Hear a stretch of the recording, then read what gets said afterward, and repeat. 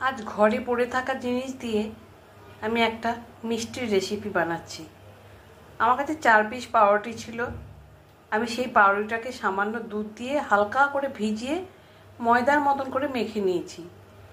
আর কালকে পরশুদিন একটা দুধের প্যাকেট এনেছিল, সেটা আমাকে ফ্রিজে তুলতে বলেছিল, আমি ভুলে গেছি। সেটা বাইকে ঝোলানোই ছিল। কালকে জাল দিতে গিয়ে দেখছি দুধটা পুরো ছানা হয়ে গেল। এবার ফেলে দিতেও মায়া লাগছে। সেই যাই হোক, সেই ছানাটুকু আমি রেখে দিয়েছিলাম করে।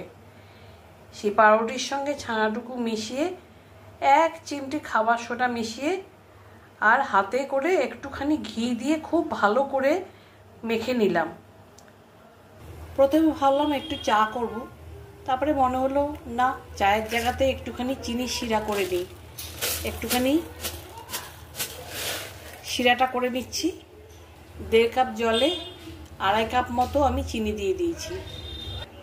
এদিকে কড়াই গরম করে ঘি আর রিফাইন তেল একসঙ্গে বসিয়ে দিয়েছি। এদিকে ছানা আর পাউরুটিটা একটা শেপ দিয়ে নিচ্ছি। দেখি কি হয়, কি তৈরি করা যায়। বুঝতে পারছেন আশা করি কি হবে হয়তো। প্রথমে গোল গোল করে নিয়ে তারপরে হাতে চেপে ল্যাংচার আকারে একটু লম্বা লম্বা করে শেপ দিয়ে নিলাম। এবার এগুলো তেলে ভেজে নেব।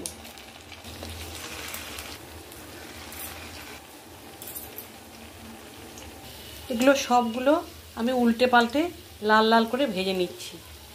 হ্যাঁ, আপনারা ঠিকই ধরেছেন, এগুলো আমি ল্যাংচা তৈরি করছি। যেগুলো ভাজা হয়ে গেছে সেগুলো আমি তুলে চিনির শিরায় দিয়ে দেবো।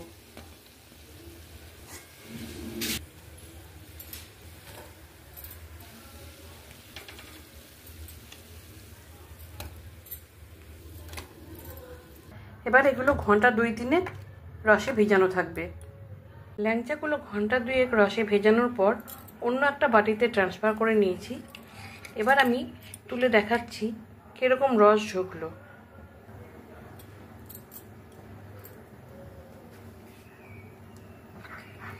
দেখেই বুঝতে পারছেন একেবারে তুলতুলে নরম। তাহলে দেখলেন তো, প্রায় ফেলে দেওয়া দুটো জিনিস দিয়ে একটা দারুণ সুস্বাদু একটা মিষ্টি তৈরি হয়ে গেল।